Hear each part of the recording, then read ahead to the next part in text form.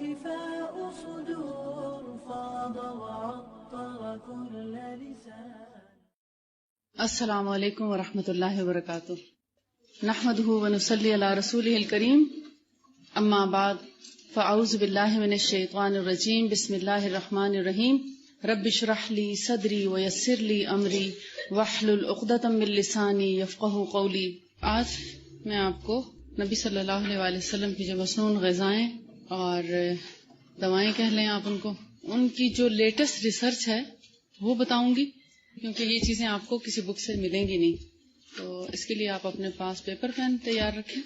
ہو سکتا ہے آپ کو کبھی انٹرنیٹ پہ یا یوٹیوب پہ مل جائے. میں چاہتی ہوں نماز کے، وضو کے، روزے کے، قیام اللیل، افطاری، سحری، ان سب کے جو میڈیکل بینیفٹس ہیں لیٹسٹ ریسرچ کے حوالے سے، وہ سب تک یہ میسج پہنچے، تاکہ اسلام کے جو ارکان ہیں یا اسلام کے جو قوانین ہیں، جو فرائض ہم پر عائد ہوتے ہیں، ان کا ایک عام انسان کی زندگی پر کتنا فائدہ ہے.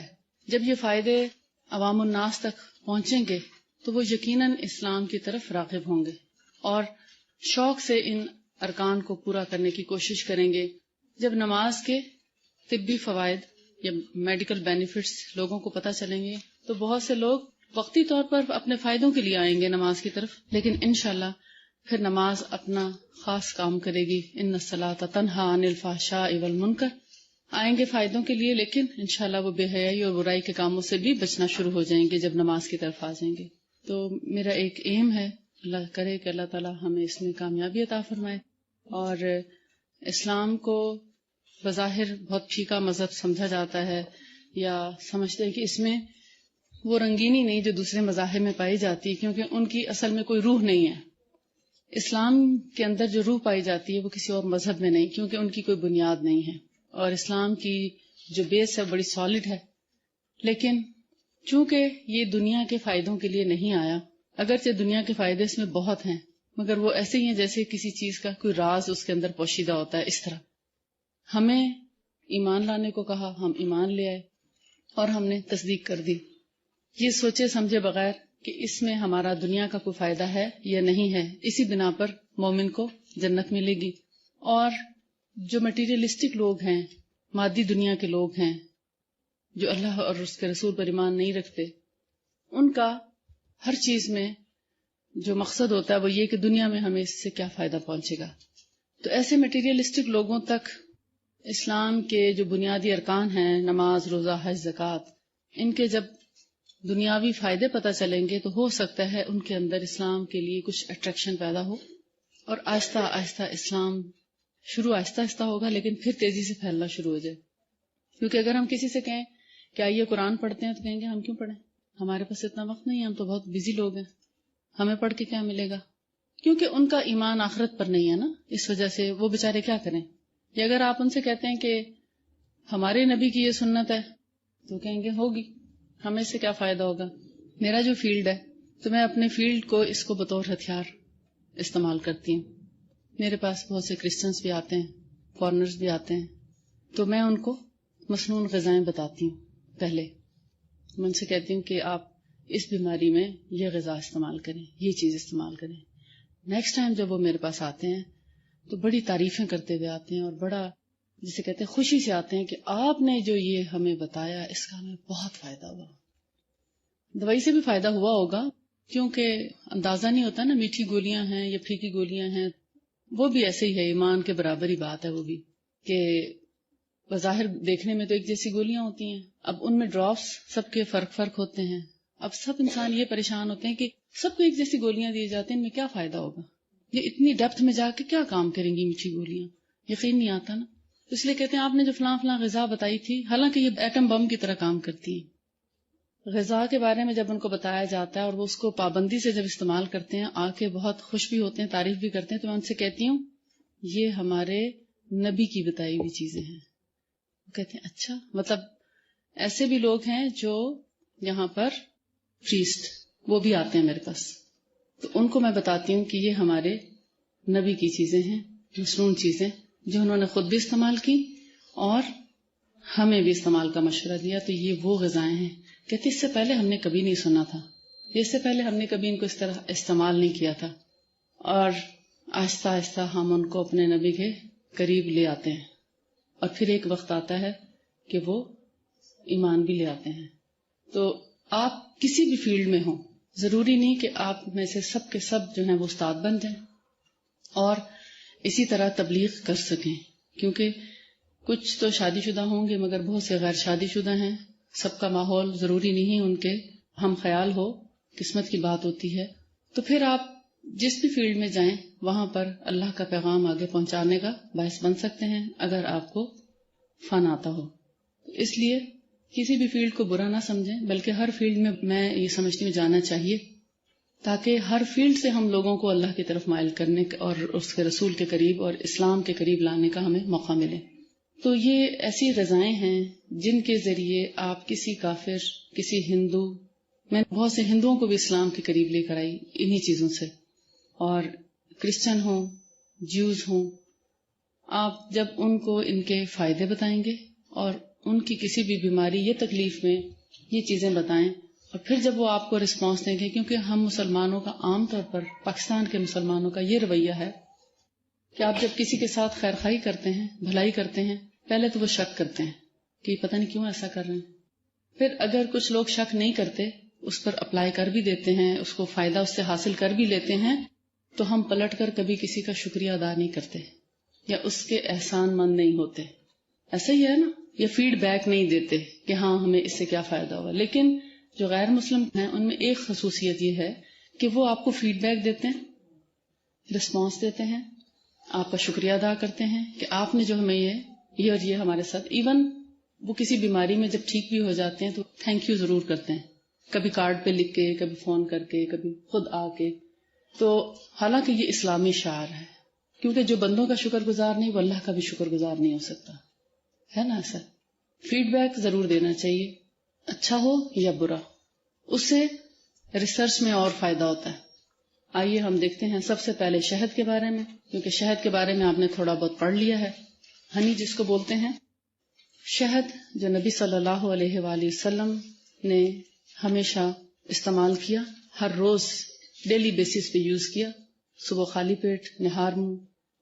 آپ نے خود بھی استعمال کیا، صحابہ کرام کو اس کا مشورہ دیا، اور بہت سے بیماروں کو بہت سی بیماریوں میں اس کے استعمال کا مشورہ دیا. اس وقت جو لیٹسٹ ریسرچ سامنے آئی ہے شہد کے بارے میں، اس میں چند ایک چیزیں آپ کے سامنے پیش کروں گی، بہت ڈیٹیل میں نہیں بتا سکتی وقت کی کمی کے باعث.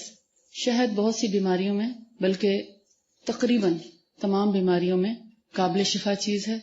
یہ نیچرل اینٹی بایوٹک ہے، یعنی قدرت کی تیار کردہ اینٹی بایوٹک ہے.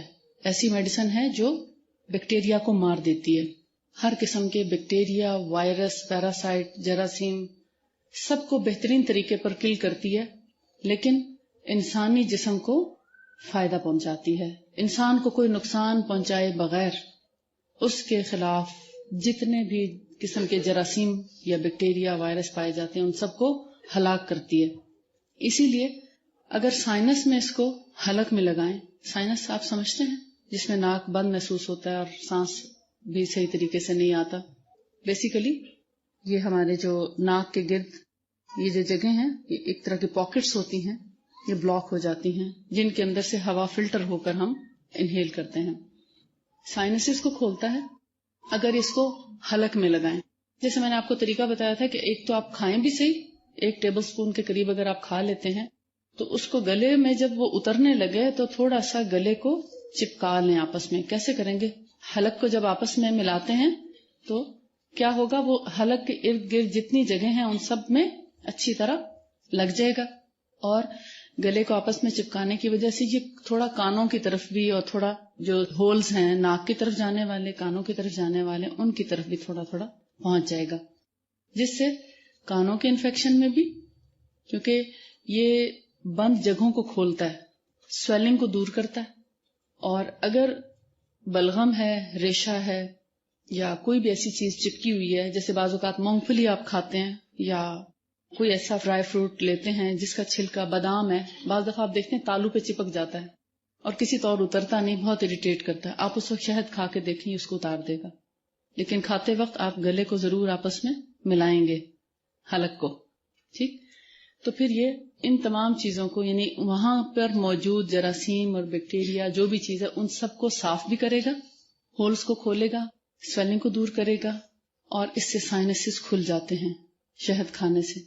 پھر سور تھروٹ کو فائدہ دیتا ہے. سور تھروٹ آپ سمجھتے ہیں, گلے کی خراش جس میں آواز بھی خراب ہوتی ہے. خراش آپ سمجھتے ہیں اریٹیشن ہونے لگتی ہے, گلے میں کھچ کھچ شروع ہو جاتی ہے. جیسے ہی زکام کا آغاز ہو تو آپ ہنی کھا کے دیکھیں, آپ کو فوری طور پر یہ زکام کے خلاف آپ کے قوت مدافعت کو بڑھائے گا, اور ہو سکتا ہے 80 سے 90% لوگ کور کر جاتے ہیں, ان کو شدید زکام نہیں ہو پاتا, کیونکہ یہ جسم کو تھوڑا سا گرماتا بھی ہے, ٹونک بھی ہے قسم کے, اس میں بہت سے وٹامن ہیں. اسی طرح تھروٹ انفیکشن جو ہوتے ہیں جس میں پس پڑ جاتی ہے, پس کو نکالنے کے لیے بھی شہد بہت اچھا کام کرتا ہے. باقاعدہ آپ اس کو لگا بھی سکتے ہیں. جیسے پہلے زمانے میں لوگ ٹونسلز ہو جاتے تھے یا گلا خراب ہوتا تھا چھوٹے بچوں کا, تو نمک یا راکھ یا ایسی کسی چیز سے گلے کو دبا دیا کرتے تھے. آپ لوگوں میں سے کوئی جانتے ہیں یہ علاج؟ اس سے نبی صلی اللہ علیہ وسلم نے منع فرمایا, یہ علاج نہیں کرنا چاہیے, کیونکہ اس سے بچوں کو خاصی تکلیف پہنچتی ہے اور بعض اوقات بڑا نقصان بھی پہنچتا ہے, خون چل پڑتا ہے بعض اوقات. اسے کہتے ہیں گلے میں چونکے لگانا, یعنی کسی بھی راکھ یا گلیسرین یا اس سے جو تالو ہے اس کو پش کر دیا جاتا ہے اوپر کی طرف, تو اس سے کیا ہوتا ہے وقتی طور پہ گلا تو ٹھیک ہو جاتا ہے, لیکن کبھی کبھی وہ اتنا پھس جاتا ہے, یعنی اتنا انفیکشن ہوتا ہے کہ وہ پھٹ جاتا ہے, اور اس سے پھر بلیڈنگ شروع ہو جاتی ہے, اور ہو سکتا ہے کہ وہ بلڈ لنگز میں بھی کسی طریقے سے چلا جائے انہیل کرتے وقت. جب ہم کچھ نگلتے ہیں تو یہ جو اللہ تعالیٰ نے ہمارا گلے کے اندر کوا لٹکا رکھا ہے, یہ کیا کام کرتا ہے, ہماری ہوا کی نالی کے اوپر آ جاتا ہے, اس لیے ہوا کی نالی میں تھوک نہیں جاتا یا کھانا نہیں جاتا, اور کھانا ہم ایسوفیگس میں غذا کی نالی میں پہنچا دیتے ہیں, اور ہوا کی نالی کے اوپر کوا ڈھکن کا کام کرتا ہے. اگر یہ ٹوٹ جائے یا اس میں سے خون بہنے لگے تو یقیناً پھیپھڑوں میں خون جائے گا. جب یہ ڈھکنا بند کرنے کی کوشش کی جائے گی نگلتے وقت تو خون لنگس میں چلا جائے گا, تو ڈیتھ کا خطرہ ہے. تو اس لیے آپ صلی اللہ علیہ وسلم نے گلے میں دبا کر, یعنی کوئی بھی چیز کوئی دوائی کے طور پر, یعنی کوے کو دبانے کی اجازت نہیں دی, اور اس کے لیے بہترین آلٹرنیٹس بتائے ہیں, وہ انشاءاللہ ہم آگے کریں گے. فی الحال ہم شہد پر بات کر رہے ہیں, اور کیا کیا چیزیں ہیں گلے میں لگانے کے لیے وہ انشاءاللہ آپ کو بعد میں بتائیں گے. بہرحال یہ ایئر انفیکشن, سور تھروٹ, نوز اور تھروٹ انفیکشن کے لیے بہترین چیز ہے. سائنسز کو کھولتا ہے, بیکٹیریا کو بہترین طور پر کل کرتا ہے, اور اینٹی بایوٹک سے زیادہ اچھا کل کرتا ہے, کیونکہ اینٹی بایوٹک کے اپنے سائیڈ ایفیکٹس ہیں, اس کا کوئی سائیڈ ایفیکٹ نہیں, سوائے ان لوگوں کے جیسے میں نے آپ سے پہلے عرض کیا تھا کہ جن کو معدے کی جلن ہو, السر کا پرابلم ہو یا ایسیڈیٹی بہت زیادہ ہو, ان کو وقتی طور پر معدے میں گرمی کا احساس دلاتا ہے. تو ایسے لوگوں کے لیے پھر یہ سرکے کے ساتھ لینا زیادہ مناسب ہے, لیکن سرکہ بھی ایک محتاط کوانٹٹی کا ہو, کیونکہ سرکہ ڈائریکٹ کھانے سے بھی خراش ہوتی ہے. اس لیے میرے اندازے کے مطابق شہد اگر دگنا ہے اور آدھا سرکہ ہے, اگر لگانے کی بات ہے, تو ایون سور تھروٹ میں بھی سرکہ کوئی افیکٹ نہیں کرتا اگر ہنی کے ساتھ ملا کر لیا جائے. ڈائریکٹ سرکہ ضرور تکلیف دے گا, لیکن ڈائریکٹ نہ لیں, اس کو شہد یا زیتون کے تیل کے ساتھ ملا کر ہی لگایا جائے. اور زیتون کا تیل ایسی چیز ہے جو آپ ڈائریکٹ کھا بھی سکتے ہیں, پی سکتے ہیں بغیر کسی چیز کے ساتھ ملائے. اور جن لوگوں کو قبض کا پرابلم ہے, خاص طور پر آج کل کی قبض, جیسے موسم بہت خشک ہے اور بلا وجہ قبض ہو جاتی ہے, پانی پینے کے باوجود بھی کچھ لوگوں کو قبض ہو جاتی ہے, تو پھر ایسے لوگوں کے لیے 2 چمچ زیتون کے تیل جو ہیں وہ ڈائریکٹ پینے سے, اگر رات کو سوتے وقت پی لیا جائے تو صبح میں آرام سے حاجت ہو جاتی. یہ ضمناً ایک بات آ گئی, ٹیبل اسپون, ٹی اسپون بچوں کے لیے. اس کے علاوہ کنجیشن, جو چھاتی کے اندر بلغم اور ریشہ جمع ہو جاتا ہے, بلغمی کھانسی کے لیے شہد ایک بہت بڑی دوائی ہے, بہت اچھا سرپ ہے. سرپ کے طور پر بھی 1 گھونٹ ہی پئیں گے, اس سے زیادہ نہیں, اور اس کو 2 سے 3 دفعہ دن میں لیا جا سکتا ہے, بغیر پانی, بغیر کسی اور چیز کے, یعنی اس کو ڈائریکٹ کھایا جائے ریشے کے لیے, بلغمی کھانسی کے لیے. اور اگر خشک کھانسی ہے تو بھی فائدہ دیتا ہے, بلغمی کھانسی تو بھی فائدہ دیتا ہے. لیکن ہر قسم کی کھانسی کے لیے, چاہے وہ بلڈ پریشر کی دوائیاں کھانے والوں کی کھانسی ہو یا موسمی کھانسی ہو, چینج آف ویدر کی وجہ سے کھانسی ہے, کھٹی چیز کھانے کی وجہ سے کھانسی ہو، کسی بھی وجہ سے اگر کھانسی ہے، یا لیٹنے سے کھانسی ہے، کوا حلق میں لٹکنے لگتا ہے لیٹنے سے کچھ لوگوں کے، تو ان سب کھانسیوں کے لیے سب سے زیادہ مفید چیز جو ہے وہ ہے شہد کے اندر فلفل دراز. فلفل دراز آپ سمجھتے ہیں؟ فلفل فیلام فیلام آپ نے کئی دفعہ پنسار کی دکان پہ لکھا ہوا دیکھا ہوگا. ایک طرح کی کالی مرچ ہوتی ہے یہ. پشاور کے لوگ اکثر اس کو گرم مسالے میں بھی پیس لیتے ہیں. اس کا ٹیسٹ جو ہے بالکل کالی مرچ کی طرح ہے، اور ایسے سمجھیں کہ 8 سے 12 کالی مرچ کے دانے جڑے ہوئے ہوتے ہیں. یوں سمجھیں اس کی شکل کچھ اس طرح سے ہوتی ہے، شہتوت کی طرح. سوکھا شہتوت آپ سمجھ لیں، لمبا اور سوکھا شہتوت لیکن کالے رنگ کا، شکل ایسی ہوگی اس کی. لیکن بیسیکلی یہ کالی مرچ کا بھائی ہے. یعنی اگر کالی مرچ کو بہنا آپ کہہ لیں تو اس کی ہی قسم ہے. بالکل ویسی اسمیل آتی ہے جب اس کو گرائنڈ کیا جاتا ہے، اور اگر یہ پیسی بھی ہو تو کوئی اس کا فرق نہیں محسوس کر سکتا کہ یہ کالی مرچ پیسی ہوئی ہے، یہ فلفل دراز ہے.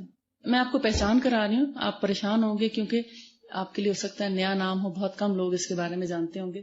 لہٰذا فلفل دراز کو اگر گرائنڈ کر لیا جائے، 1 ٹیبل سپون اگر فلفل دراز کا پاؤڈر ہے تو 3 ٹیبل سپون ہنی لے لیں. ان کو آپس میں اگر مکس کریں گے تو ایک معجون سی بن جائے گی. اس معجون کو آپ بنا کے سردیوں کے لیے بطور تحفہ میری طرف سے رکھ لیں اپنے گھروں میں. اور اگر کوئی بھی کھانسی کا مریض ہو، چھوٹی سی ڈبی میں اگر اپنے پاس آپ اپنے ہینڈ بیگ میں بھی رکھ لیں تو یہ آپ کے صدقے کا کام کرتی رہے گی کہ جب بھی کسی کو کھانسی ہو آپ اس کو تھوڑا سا چٹا دیں. اور اس کی مقدار تقریباً آدھی ٹی اسپون کافی ہوتی ہے، ½ ٹی اسپون، آدھا چائے کا چمچ. اور اس کے ساتھ پانی چائے کچھ بھی نہیں لینا اس کو، بلکہ منہ اور گلے میں لگا چھوڑیں. یہ اتنا زیادہ کڑوا نہیں لگے گا آپ کو، بس صرف ٹیسٹ ڈیولپ ہونے کی بات ہے. 1-2 دفعہ آپ کو تھوڑا سا لگے گا جیسے تھوڑی سی اسٹرانگ ٹیسٹ کی ہے، مگر اس کو لینے کا سب سے بہترین ٹائم کھانسی کے وقت اور سوتے وقت. بے شک کھانسی نہ بھی ہو تو سوتے وقت اس کو منہ میں لے کر تھوڑا سا اس کو گلے میں منہ میں مسل کے اور سو جائیں. رات بھر کھانسی نہیں ہوگی. بعض لوگوں کو رات کو اسپیشلی کھانسی زیادہ ہوتی ہے لیٹنے سے، یا نیند اس کی وجہ سے ڈسٹرب ہوتی ہے، تو 2 وقت بہترین ہے. دن میں جب کھانسی آئے تب لیں، اس کو 3-4 دفعہ بھی لیا جا سکتا ہے دن اور رات میں، اور سوتے وقت ضرور لیں.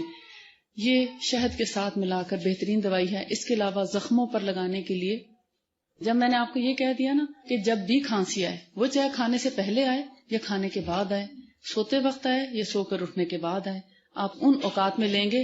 صبح دوپہر شام والا فارمولہ اختیار نہیں کریں گے. یہ ایز ریکوائرڈ ہے. اگر کسی کو کبھی کبھی کھانسی آتی ہے تو کبھی کبھی لے گا، اور اگر کسی کو بہت شدید کھانسی ہے تو 2 سے 3 گھنٹے کے بعد بھی لی جا سکتی ہے، یعنی کچھ وقفے کے بعد شدت کے دورے کے وقت. اس کے علاوہ شہد جو ہے وہ را ہونا چاہیے، ریئل نیچرل درخت پہ لگا ہوا، وہی زیادہ افیکٹو ہے. لیکن اگر کہیں آپ نے لگانا ہے، یا جیسے میں نے آپ کو اس دن لگانے کی ریسیپیز بتائی تھیں اسکن کو اچھا کرنے کے لیے، سرکہ اور شہد اور گلاب کار، اور یا پھر گلیسرین، لیمو کار اور گلاب کار، وہ جو 2 آپ کو میں نے الگ الگ بتائے تھے فارمولے، وہ اپنی جگہ ہیں، بہت فائدہ مند ہے.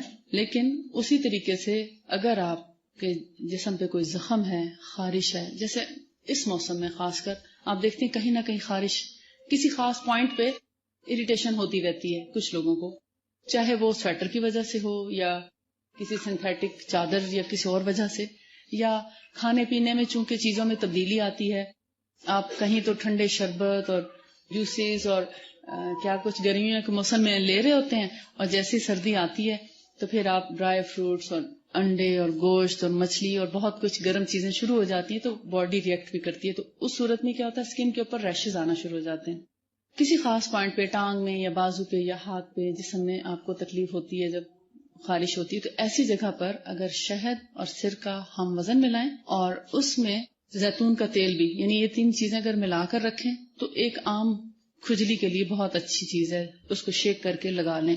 لیکن اگر سورائسس ہے، اور سورائسس میں آپ کو پتا ہے کہ بہت کرونک ڈیزیز ہے، اور اس کے بارے میں ایک بڑا خوف پایا جاتا ہے کہ شاید یہ ٹھیک نہیں ہو سکتی، لیکن اللہ کے حکم سے یہ ہمارے ہاں 3 سے 5 مہینے میں بالکل ٹھیک ہو جاتی ہے، اور اس کا نام و نشان بھی باقی نہیں رہتا، اور زندگی میں پھر کبھی دوبارہ خارش بھی نہیں ہوتی ایسے لوگوں کو.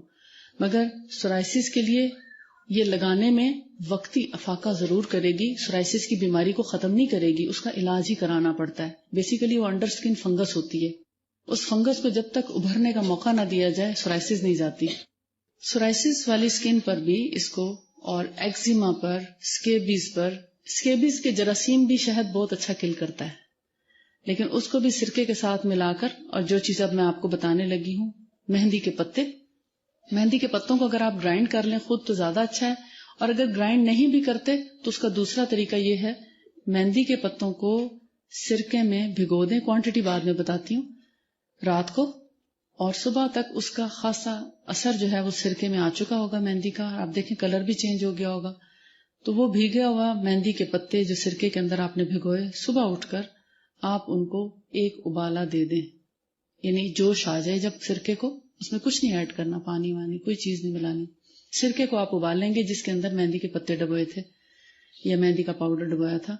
صبح جب اس کو ایک بوائل آ جائے چولہا بند کر دیں، اور اس کے اندر اب زیتون کا تیل ملا لیں۔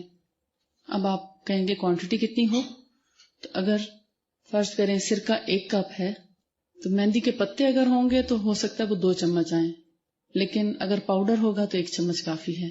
1 مگ کیسا ہوتا ہے، ذرا بڑا ہوتا ہے نا مگ، آپ آدھی بوتل کر لیں، جو بوتل ملتی ہے آپ کو جیسے روح افزا کی بوتل ہوتی ہے اس کی آدھی بوتل کر لیں تقریباً، اس میں 2 چمچ مہندی کے پتے، اور اگر پاؤڈر ہے تو 1 چمچ اس میں ڈپ کر دیں رات کو، صبح ایک ابال آنے پر اس کے اندر اس سے آدھا، یعنی جتنا سرکہ تھا اس سے آدھا تیل ملائیں، تیل ہم وزن نہیں ملائیں گے، یعنی 1/4 بوتل جو ہے وہ زیتون کا تیل ملائیں گے، اور چولہا بند کر کے زیتون کا تیل ڈالتے ہیں، یعنی جیسے جوش آ رہا ہے نا سرکے کو، چولہا بند کر دیں، اب زیتون کا تیل ڈالیں اور فوراً اس کو اچھی طرح سے شیک کر دیں۔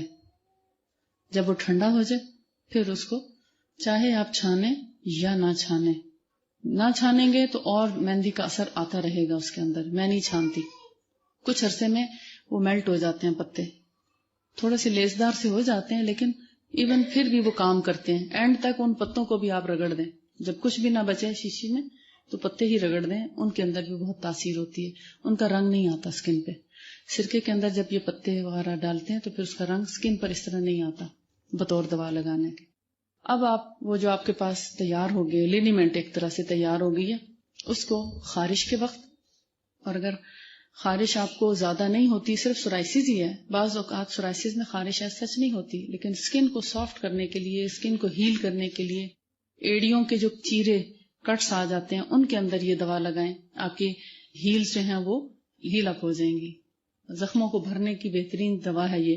آپ حیران ہو رہے ہوں گے سرکہ اور زخموں پہ لگانے کو بتا رہے ہیں، کتنی عجیب سی بات ہے نا، ہم کیا سمجھتے ہیں سرکہ تو گلا خراب کرتا ہے، یہ وائٹ ونیگر خراب کرتا ہے۔ جو پھلوں کا سرکہ میں آپ کو بتاتی ہوں ہمیشہ، یہ وہ سرکہ ہے جو نبی صلی اللہ علیہ وسلم نے خود استعمال کیا، اور آج تک اس کو بہت سی بیماریوں اور دواؤں میں استعمال کیا جاتا ہے۔ آپ حیران ہوں گے کہ جب میں نے اس کے بارے میں پڑھا کہ سرکہ معدے کی جلن کا علاج ہے تو میں بڑے شوق میں چلی گئی اور بڑا غور کیا کہ یا اللہ مجھے سمجھا کہ یہ کس طرح سے جلن کو ٹھیک کرتا ہوگا، ایسیڈیٹی، السر۔ دیکھیں السر میں کیا ہوتا ہے، ہمارے ایک طرح سے معدے کا زخم کھل جاتا ہے اور سم ٹائمز بلیڈ بھی کرتا ہے، تو کیا یہ کھلے ہوئے زخموں پر سرکہ کا استعمال کرنا چاہیے؟ سمجھ نہیں آتی تھی۔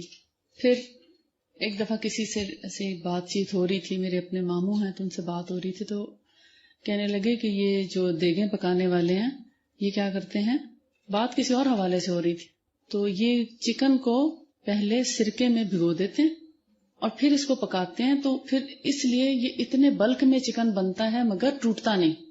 تو مجھے وہ بات کلک کی کہ اچھا وہ سرکے میں حالانکہ وہ وائٹ ونیگر ہوتا ہے، لیکن اگر آپ اس کو اس ونیگر کے ساتھ بھی استعمال کریں تو وہی کام کرتا ہے۔ تب مجھے سمجھ آئی کہ بیسیکلی یہ پورز کو کھلنے نہیں دیتا، جو ریشے زخم بن کے کھلتے ہیں ان کو یہ بند کر دیتا ہے، مسام کو جہاں کھولتا ہے وہاں بند بھی کرتا ہے۔ بلا وجہ جو مسام کھل جاتے ہیں، جیسے اسکن کے آپ دیکھتے ہیں کچھ لوگوں کی پورز کھل جاتی ہیں، بڑے پریشان ہوتے ہیں ہماری اسکن کی پورز کھلی ہوئی ہیں اور جو ہے اسکن بے ڈھنگی لگتی ہے، تو اب اس کو بند کرنے کا کیا طریقہ؟ ان کے لیے بھی وہی جو میں نے آپ کو 2 چیزیں پہلے بتائی ہیں، سرکے کے ساتھ اور لیمو کے جوس کے ساتھ، وہ دونوں کام کرتی ہیں. اور اگر پورس بند ہو جائیں، یعنی بہت زیادہ جیسے بلیک ہیڈز وائٹ ہیڈز کے ساتھ پورس بند ہو جاتے ہیں، ان کو بھی صاف کرتے ہیں. تو آپ کا ایک نیچرل جو ہے میڈیسن گھر پہ تیار ہو جاتی ہے. یہ دیکھیں شہد کے ساتھ اور ہنا، مہندی کے پتے جو ابھی میں نے آپ کو بتایا، یہ شہد کے بارے میں آپ نے کر لیا کور. اور شہد جو ہے میں نے آپ کو بتایا کہ وہ مکھی جو پھلوں اور پھولوں سے رس چوس کے شہد بناتی درختوں پر، وہی اصل میں شہد ہے، باقی نقل ہے. لیکن نقل میں بھی کچھ چیزیں بہتر ہوتی ہیں اس لحاظ سے کہ اگر وہ مکھیاں جو ایک خاص باغ میں تیار کرتی ہیں، کچھ نہ کچھ پھلوں پھولوں کا رس بھی چوستی ہیں، لیکن آ کر پھر اسی چھتے میں بیٹھ جاتی ہیں جو انہوں نے شیرینی کے رکھے ہوتے ہیں. 50% اس میں شاید چینی پائی جاتی ہے یا میٹھا پایا جاتا ہے، 50% ان میں کچھ جوس پایا جاتا ہے. بہرحال ایسی چیزیں لگانے کے لیے آپ استعمال کر لیں، لیکن کھانے کے لیے آپ کوشش کریں کہ اصلی شہد ہو. کہتے ہیں کہ جو اصلی شہد ہوتا ہے اس کو گرم نہیں کیا جاتا ہے. جیسے اس دن انہوں نے ذکر کیا تھا نا کہ اس میں کبھی کوئی ڈنگ ہوتا ہے کسی مکھی کا، یا پر آ جاتا ہے، یا کوئی ایسی چیز آ جاتی ہے، تو اس کو میکسیمم آپ چھان لیں. اگر چھان کے وہ چیز نکل آتی، چونٹیاں وغیرہ ہوں وہ الگ چیز ہے، اس کو پھر آپ سکن پہ لگانے کے لیے استعمال کر لیں. کھانے کے لیے اگر کسی شہد میں چونٹیاں پڑ گئی ہیں اس کو کوشش کریں چھاننے کی. اگر وہ نہیں چھنتا، اب آپ کی قسمت کی بات ہے، اگر چھن جاتا ہے آپ چونٹی اس میں سے نکال سکتے ہیں تو اس کو کھائیں نہیں، اس کو لگانے والے دواؤں میں استعمال کر لیں. جیسے پیسچرائز کیے جاتے ہیں نا چیزیں، اس کے نمی کو تھوڑا خشک کر کے گاڑھا کیا جاتا ہے. جو بہت گاڑھا شہد ہو سمجھیں کہ وہ اتنا اچھا شہد نہیں ہے. اصلی شہد تھن ہوتا ہے، اس کی ایک پہچان ہے. اور اگر اس میں آپ ایک فنگر ڈپ کریں اصلی شہد کو پہچاننے کے لیے، تو آپ اس کو جتنا اونچا لے جائیں بہت دیر تک اس کی تار نہیں ٹوٹتی. لیکن جو عام شہد ہوتا ہے، نقلی کہہ لیں یا فارم ہاؤسز میں تیار شدہ، آپ دیکھیں ایسے آپ ڈپ کرتے ہیں تو انگلی کے ساتھ قطرہ لگا ہوا آ جاتا ہے اور باقی سارا شہد نیچے. تو یہ ایک تھوڑی سی پہچان ہے اصلی شہد کی. اگر سکن جل جائے تو بھی شہد ایک بہترین لینیمنٹ ہے یا آئنٹمنٹ کے طور پر. جلے ہوئے حصے پہ لگائیں تو چھالے نہیں پڑتے. یعنی فرض کریں ہاتھ جل گیا تو اگر آپ نے کچن میں سامنے شہد رکھا ہے تو فوراً اٹھا کے شہد مل دیں. وقتی طور پہ ہلکی سی جلن ہوگی لیکن وہاں چھالا نہیں پڑے گا. جسم کا کوئی حصہ جل جائے تو شہد لگائیں، فوری آرام دیتا. اور اس کا سب سے بڑا فائدہ یہ ہے کہ اس جلے ہوئے کا نشان بھی نہیں ہوتا، سکن پہ نشان نہیں چھوڑتا. سب سے پیاری بات یہ ہے جتنی بھی سکن جل جائے یہ نشان نہیں چھوڑتا اور سکن کو ہیل کرنے میں ہیلپ کرتا. اور اس کا فائدہ کیا ہے کہ جب سکن جل جاتی ہے یا اتر جاتی ہے تو سب سے زیادہ خطرہ انفیکشن کا ہوتا ہے نا. کسی بیکٹیریا کو، کسی جراثیم کو سکن تک آنے نہیں دیتا اور جلد کی بہت اچھی حفاظت کرتا ہے. اس لیے جلے ہوئے پر سب دواؤں سے زیادہ شہد کارگر ہے، چاہے وہ جیسا بھی شہد ہے، اس سے کوئی غرض نہیں وہ اصلی ہے یا نقلی ہے. بہت بڑا اس کے اندر ٹریٹمنٹ پایا جاتا ہے کینسر کے اگینسٹ، کیونکہ کینسر بھی بیسیکلی جسم کو ڈسٹرائے کر رہا ہوتا ہے نا، انفیکشن ہوتا ہے نا ایک قسم کا. اس انفیکشن کو ریلیز کرنے میں خاصی ہیلپ کرتا ہے. اگرچہ مکمل علاج نہیں ہے اس کا، لیکن ہیلپ ضرور کرتا ہے کینسر کے اگینسٹ. اسی طرح سرکہ اور شہد ملا کر سائنس انفیکشن میں بھی ہیلپ کرتا ہے. آپ اس کو اب ظاہر ہے ناک کے اندر تو نہیں لگا سکتے، لیکن کھا کر ہی اس کا کچھ نہ کچھ اثر ناک تک پہنچا سکتے ہیں. منہ کی بدبو کو بھی ختم کرتا ہے. جیسے میں نے اس دن آپ کو بتایا تھا کہ اگر منہ میں اسمیل آ رہی ہو تو اس کے لیے سیب کا سرکہ اور شہد دونوں ہم وزن ملا کر آپ رکھ لیں اور اس کو منہ کے اندر لگا دیں تو تھوڑی دیر میں آپ کی منہ کی اسمیل ختم ہو جائے گی. دارچینی کے ساتھ ملا کر لیا جائے تو آرتھرائٹس اور سٹمک اپسٹ یعنی موشن ڈائریا وغیرہ کے لیے بہت اچھا ہے دارچینی کے ساتھ. اور بلیڈر انفیکشن میں بھی مدد دیتا ہے. جن کو یوٹرائن انفیکشنز ہوتے ہیں UTI، وہ بھی شہد کا اگر استعمال کریں پانی میں ڈال کر تو ان کے یورین کے جتنے انفیکشن ہیں وہ سب ٹھیک ہو جاتے ہیں. اس کے علاوہ ڈرائی سکن کے لیے بھی بیسٹ ریمیڈی ہے.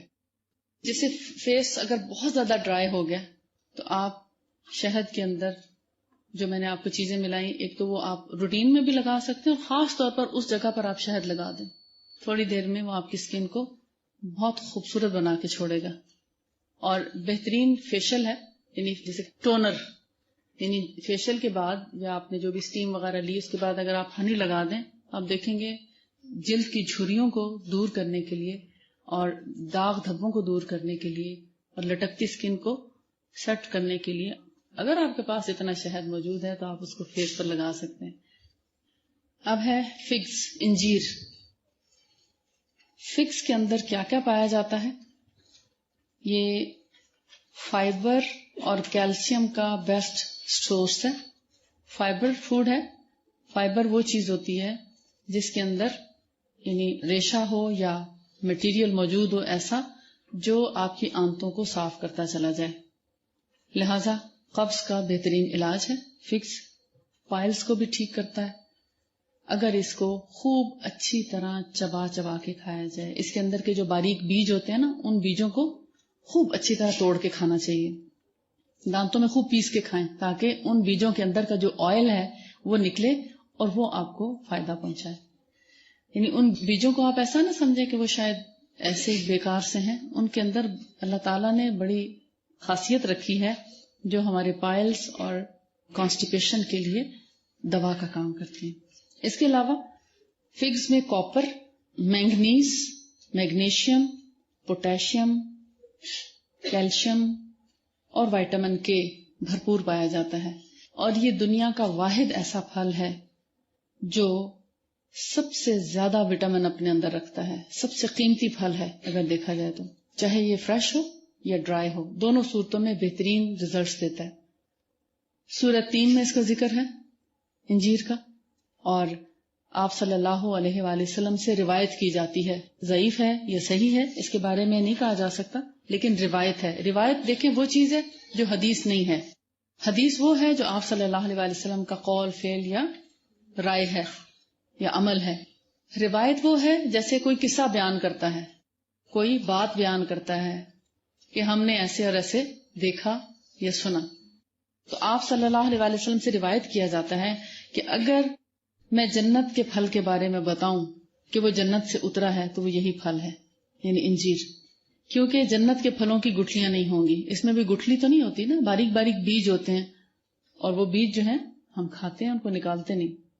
اور انجیر میں جن بیماریوں سے فائدہ پہنچتا ہے ان میں سے چند ایک ہیمورائڈز، اسپائلز ہیں، بواسیر جن کو بولتے ہیں، خونی آبادی، اور گاؤٹ، گٹھیا. گٹھیا کی بیماری سمجھتے ہیں، جوڑوں کا درد ہوتا ہے جس کے ساتھ ورم اور بخار ہوتا ہے. بلڈ پریشر لو، جن کا بی پی لو ہوتا ہو، لو بلڈ پریشر میں بہت اچھا کام کرتی ہے. اس کے علاوہ پلازما اینٹی آکسیڈنٹ کیپیسٹی اس کے اندر پائی جاتی ہے اور پلازما اینٹی آکسیڈنٹ کیپیسٹی کو انکریز کرتا ہے. پلازما اینٹی آکسیڈنٹ کیپیسٹی کیا ہوتی ہے؟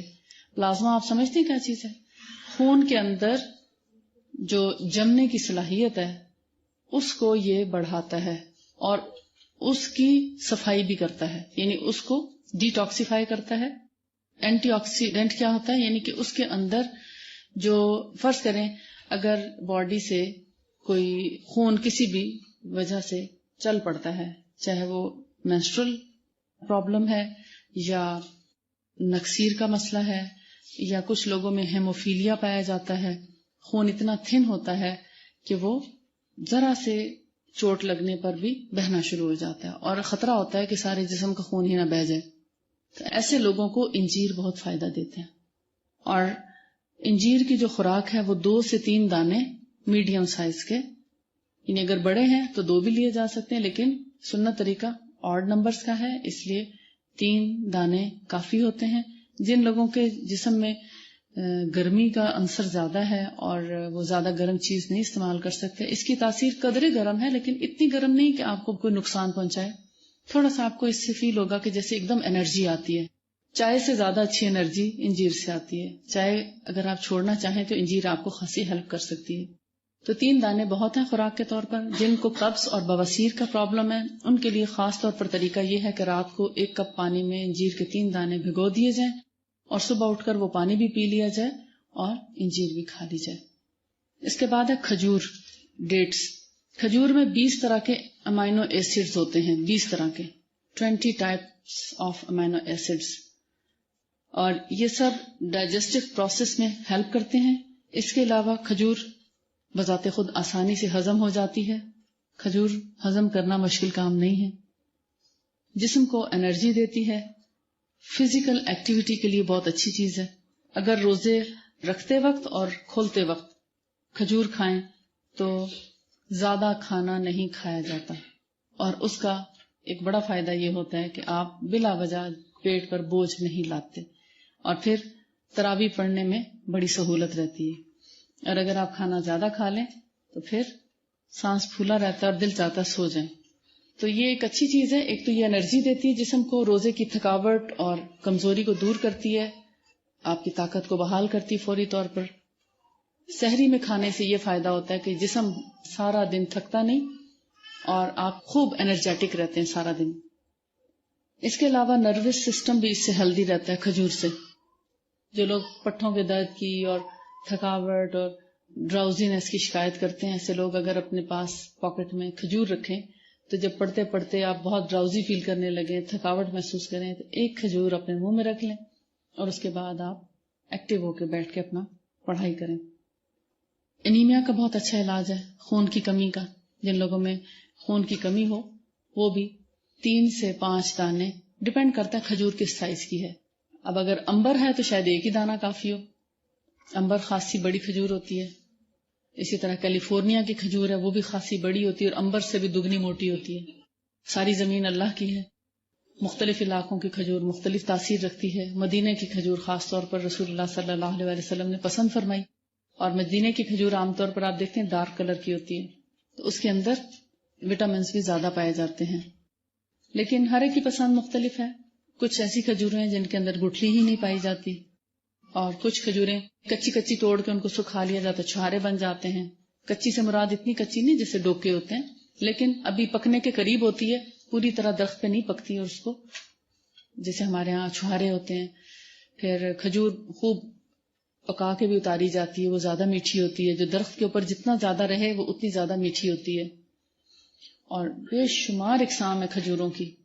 جو آپ میں سے حج عمرے کے لیے گئے اور انہوں نے مدینہ میں اگر کھجور مارکیٹ دیکھی ہے تو وہ اب ویرائٹی سے جانتے ہیں کہ کیسی کیسی کھجوریں جو ہیں وہ وہاں پر پائی جاتی ہیں. اور اللہ کی شان ہے، بہت کم میٹھے والی کھجور بھی موجود ہے، یعنی شوگر پیشنٹس ان کو آسانی سے لے سکتے ہیں. اور بہت میٹھی کھجوریں بھی موجود ہیں. جن کا شوگر لیول ڈاؤن ہے وہ زیادہ میٹھے والی کھجور لیں، اور جو شوگر کے پیشنٹ ہیں اگر وہ انرجی کے لیے لینا چاہیں ایک دانہ تو وہ پھیکی کھجور لے سکتے ہیں. اس میں سکری جو ہے وہ کم میٹھی کھجور ہے، سکری. اور جو مبروم ایک ہے وہ جوان لوگوں کے لیے زیادہ اچھی، کیونکہ خوب اچھی طرح چیو کی جاتی ہے. رسیلی بھی ہوتی ہے مگر تھوڑی سی لیسدار کہہ لیں، یا یعنی سخت ہوتی ہے کہ اس کو چبا کے کھانے میں مزہ آتا ہے. لیکن کچھ کھجوریں ایسی ہیں بہت سافٹ ہوتی ہیں، تو جو آپ کی پسند کی ہو آپ اس میں سے لیں اور اس سے فائدہ اٹھائیں. کیونکہ کچھ لوگ میٹھا پسند نہیں کرتے، وہ کہتے ہیں کہ جلن ہوتی ہے، تو جلن والے اجوا جیسے ہے، وہ کم میٹھی ہے کھجور، تو شوگر پیشنٹس کے لیے اجوا بھی بہت اچھی ہے. دل کے مریضوں کے لیے اجوا بہت اچھی ہے. یہ نائٹ بلائنڈنس نہیں ہونے دیتی. اندھراتا جس کو بولتے ہیں، رات کے وقت صحیح نظر نہ آنا، یا جیسے شام ہوتے ہی کچھ لوگوں کا ویژن جو ہے وہ بلر ہونا شروع ہو جاتا ہے، تو ایسے لوگوں کے لیے کھجور بہت اچھی ہے. اگرچہ یہ اس کا علاج تو نہیں مگر اس کو پریونٹ کرتی ہے، مزید اس بیماری کو بڑھنے نہیں دیتی اگر کھجور کا استعمال مسلسل رکھیں. آپ کے خیال آ رہا ہوگا کہ چونکہ میٹھا دانتوں کے لیے اچھا نہیں ہوتا تو میں اگر میٹھی چیز کھاؤں تو میرے دانت خراب ہو جاتے ہیں. لیکن کھجور کا میٹھا ایک ایسی چیز ہے جو دانتوں کا انیمل برقرار رکھتا ہے، دانتوں کے انیمل کو خراب نہیں کرتا. اور یہ جو انیمل کیا ہوتا ہے، یہ پالش ہوتی دانتوں کی، اس پالش کو خوب ہیلدی رکھتا ہے، اس کو خراب نہیں ہونے دیتا. عام طور پر جو چینی سے یا گڑ شکر کسی اور چیز سے بنے ہوئے میٹھے ہیں وہ آپ کے دانتوں کو نقصان پہنچاتے ہیں، لیکن جو کھجور کا میٹھا ہے یا کھجور جو ہے وہ آپ کے دانتوں کو انیمل کی حفاظت کرتا ہے. تو لہٰذا کھجور کھا کر دانتوں کے بارے میں پریشان نہ ہو. اور یہ اس لیے دانتوں کی حفاظت کرتا ہے کہ اس کے اندر فلورین پایا جاتا ہے جس سے ٹوتھ ڈکے کم ہو جاتا ہے. اور اگر ٹوتھ ڈکے ہو چکا ہے، دانتوں کے اندر کیڑا لگ چکا ہے، تو اب اس کو یہ ختم نہیں کر سکتی کھجور. آپ یہ نہ سمجھیں کہ آپ کے دانتوں میں کیڑا لگ گیا، کھجور دانتوں کے لیے بہت اچھی ہے تو وہ اس کو ٹھیک کرے گا. ٹھیک نہیں کر سکتی، اگرچہ وہاں تک روک دے گی، آگے بڑھنے نہیں دے گی، لیکن ختم نہیں کر سکتی، اس کے لیے آپ کو علاج ہی کرنا پڑے گا. قبض کے لیے بھی ایک اچھی چیز ہے اور انرجی بوسٹر ہے بیسیکلی. انٹسٹائنل ڈس آرڈر کو بھی ٹھیک کرتی ہے، یعنی قبض یا موشن کو اعتدال پر لے کر آتی ہے. اور سب سے زیادہ جو خواتین کے لیے فائدہ ہے وہ یہ کہ یہ یوٹرس کے مسلز کو ڈائلیٹ کرتی ہے، یعنی رحم کے جو عضلات ہیں ان کے اندر لچک پیدا کرتی ہے. اور اسی وجہ سے یہ ڈیلیوری میں بھی بہت ہیلپ کرتی ہے، جیسا کہ قرآن پاک میں سورہ مریم میں اللہ تعالیٰ نے حضرت مریم سے فرمایا کہ کھجور کھاؤ اور پانی پیو چشمے کا. تو وہیں سے ریسرچ شروع کی اور لوگوں نے دیکھا کہ یہ کیوں ایسا کہا گیا ڈیلیوری کے وقت. تو پھر پتا چلا کہ یہ تو یوٹرس کے مسلز کو ڈائلیٹ کرنے میں بہت اچھی میڈیسن ہے، میڈیسن کی طرح کام کرتی ہے. اور نرسنگ مدر یعنی جو مائیں بچوں کو دودھ پلا رہی ہوں ان کے لیے یہ بڑا نیوٹریشس ٹونک ہے، یعنی ان کی غذا کا ایک حصہ ہونا چاہیے. جو مائیں بچوں کو دودھ پلا رہی ہوں ان کے دودھ کے اندر ایک انرجی بھی بھرتا ہے اور ماں کو بھی کمزور نہیں ہونے دیتا، ماں کے اندر بھی تھکاوٹ کا احساس نہیں ہو پاتا. کیونکہ جب بچہ صرف ماں کے دودھ پہ ہوتا ہے تو ماں اپنے آپ کو پھر آہستہ آہستہ ویک فیل کرنا شروع کرتی ہے. لیکن جو عورتیں اس کے ساتھ ساتھ کھجور کا استعمال کرتی ہیں تو ان کو تھکاوٹ کا احساس نہیں ہو پاتا اور ان کی بہت اچھی طرح غذا کی کمی کو پورا کرتی ہے. اگر اس کو دودھ میں بھگو کر لیا جائے یا اس کا شیک کر لیا جائے دودھ میں ڈال کے اس کو، اور بکری کا دودھ ہو تو زیادہ اچھا ہے. آپ کو میں نے اونٹنی کے دودھ کے فائدے تھوڑے بہت بتائے ہیں، لیکن بکری کے دودھ کے بھی بہت سے فائدے ہیں. لائٹ ہوتا ہے، اگرچہ اس کی خوشبو آپ کو اچھی نہیں لگے گی بکری کے دودھ کی کیونکہ آپ یوز ٹو نہیں ہیں، عادی نہیں ہیں، مگر سنت سمجھ کر کبھی نہ کبھی بکری کا دودھ ضرور پیجیے گا اور اس کے گڈ ایفیکٹس دیکھیے گا. پینے کے بعد ہر ایک اس کا اپنا الگ فائدہ محسوس کرے گا، اپنے اپنے پرابلمس میں دیکھے گا کتنا ہیلپ فل ہے. ہم اصل میں اب صرف گائے یا بھینسوں کے دودھ پہ رہ گئے. ہم نہ بکری کا دودھ استعمال کرتے ہیں نہ اونٹنی کا دودھ استعمال کرتے ہیں. اونٹنی کا دودھ بھی اور بکری کا دودھ بھی سنت سمجھ کے ایک دفعہ پی کر. کل مجھے کسی نے آج کے دور میں معجزہ بتایا، دودھ کی بات چلی تو میں آپ کو بتا دوں کہ ایک اور جگہ میں نے آپ کو بتایا تھا نیول کمپلیکس میں میری آج کل کلاسز ہو رہی ہیں. وہاں پر جب ہم نے استسقاء کے بارے میں پڑھا تو کچھ خواتین ایسی تھیں جن کے گھروں میں ایسے اسائٹس کے پرابلم تھے، پیٹ میں پانی پڑنا جس کو بولتے ہیں. ایک خاتون تھی جن کے بچے کے پیٹ میں بہت سا پانی جمع ہو چکا تھا، 11 سال کا بچہ تھا. اس کے پیشاب کی نالی میں کوئی بلاکیج ہو گئی تھی کہ یورین نیچے نہیں اترتا تھا. ڈاکٹرز نے سوچا اس کو ڈرپس لگاتے ہیں تاکہ پریشر پڑے تو نالی کھل جائے. اس بیچارے کو 6 ڈرپس لگ گئیں لیکن اس کو یورین نہیں آیا اور پیٹ ایسے تھا جیسے پھٹنے والا ہو گیا. وہ سارا پانی اس کے پیٹ کی جھلی میں آ گیا. بائی چانس اسی دن اس نے وہ سنا اور اللہ نے اس پر رحمت کر دی. اس نے پورے یقین کے ساتھ وہ عمل کیا جو میں نے آپ کو بتایا تھا کہ دودھ اور پیشاب ملا کر اگر اونٹنی کا دیا جائے تو پیٹ کے پانی نکلنے میں بڑا مفید ہے.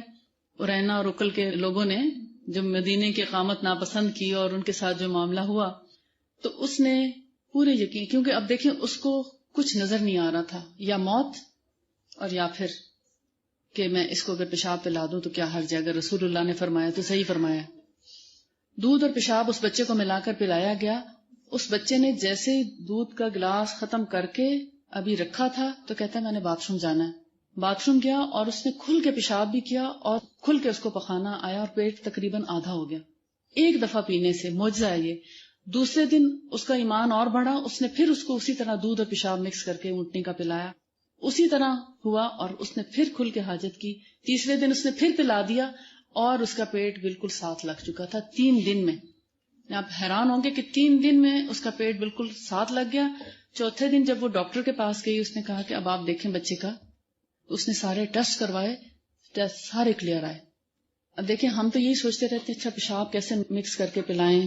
جب اللہ اور اس کے رسول نے ہمارے لیے حلال جانوروں کی ہر چیز حلال کر دی سوائے خون کے، تو اس کے استعمال میں کبھی بھی شک اور شبہ نہیں کرنا چاہیے اور دیر بھی نہیں کرنی چاہیے. آپ کے آس پاس جتنے مریض ہیں ان کی جان بچائیں، ان کو یہ میسج پہنچائیں. اور اس دن سے وہ مجھے دعائیں دے رہی ہے. حالانکہ دعا کس کو دینی چاہیے؟ رسول اللہ صلی اللہ علیہ وسلم جو رحمت للعالمین.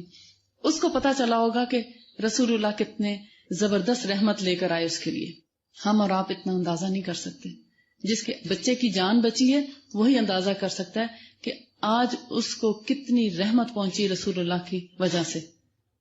اور کیوں پہنچی؟ کہ وہ ایمان لائی، اس نے تصدیق بھی کی عمل سے. تو ہم بھی اگر اس طریقے سے ان سنتوں کو فالو کریں تو انشاءاللہ ہم بھی اپنے آپ میں اور اپنے گھروں میں رحمت محسوس کریں گے. جی، اونٹنی کا دودھ اور تازہ بغیر ابالے کچا دودھ، وہیں جائیں وہیں دودھ نکلوائیں. باڑے میں چلے جائیں تو آپ کو ہر چیز فوری اویلیبل ہوتی ہے. اگر یہاں باڑے نہیں تو میٹرو کے پاس اونٹ کافی چلتے پھرتے نظر آتے ہیں. اور میں اکثر ایسے مریضوں کو جن کو اس قسم کے پرابلمز ہوں مسنون چیزوں میں سے بتاتی رہتی ہوں، اور وہ مجھے آ کر اس کے ریزلٹس بھی بتاتے رہتے ہیں. یہ صرف آپ کو ایمان دلانے کے لیے آج کے دور میں معجزہ، یعنی ریسنٹلی اسی ہفتے کی بات ہے. اور اللہ تعالیٰ نے ان کے لیے اگر اتنا فضل کیا تو اگر آپ بھی اپنے گھر میں یا اپنے آس پاس اپنے رشتہ داروں میں اپنے دوست احباب میں کسی کے ساتھ اگر پرابلم ہے تو ان سنتوں کو پھیلائیں. اس سے لوگ اور دین کے قریب آئیں گے برابر مقدار میں. اور فریش رکھی بھی نہ ہو، کوشش کریں کہ وہیں جا کر پلائیں، کیونکہ دودھ زیادہ دیر تک کچا رکھا جائے تو اس کے اندر بیکٹیریا جراثیم آ جاتے ہیں. اچھا، دودھ کے اندر کھجور بھگو کر کیا کیا فائدہ دیتا ہے؟ یہ فزیکل ایکٹیویٹی کہہ لیں یا سیکشل ایکٹیویٹی کہہ لیں، ان دونوں میں بہت ہیلپ فل ہے. بہت سے گھروں میں پرابلمز ہوتے ہیں کہ مردانہ کمزوری ہے یا کوئی ایسی چیز ہے جو گھروں کو ایک طرح سے ہلا کے رکھ دیتی ہے. تو ایسے میں یہ ایک بہت اچھی غذا بھی ہے اور دوا بھی ہے. جیسے 3 سے 5 دانے یا 7 دانے بھی ڈپینڈ کرتا ہے مریض کی اپنی کیپیسٹی کتنی ہے یا کھجور کا سائز کیا ہے. 3, 5 یا 7 دانے 1 کپ دودھ میں اگر رات کو بھگو دیے جائیں، گٹھلی نکال کے آبویسلی، اور پھر ان کو صبح شیک کر کے تھوڑی سی الائچی بھی ڈال سکتے ہیں ایک خوشبو کے لیے، یا کھجور کی گرمی کو کم کرنے کے لیے الائچی کو ڈالا جاتا ہے. اس کا اگر شیک بنا کر مریض کو دیا جائے سردیوں میں گرم کر کے اور گرمیوں میں ٹھنڈا کر کے، تو یہ فزیکل ایکٹیویٹی کے لیے بہترین ٹانک ہے.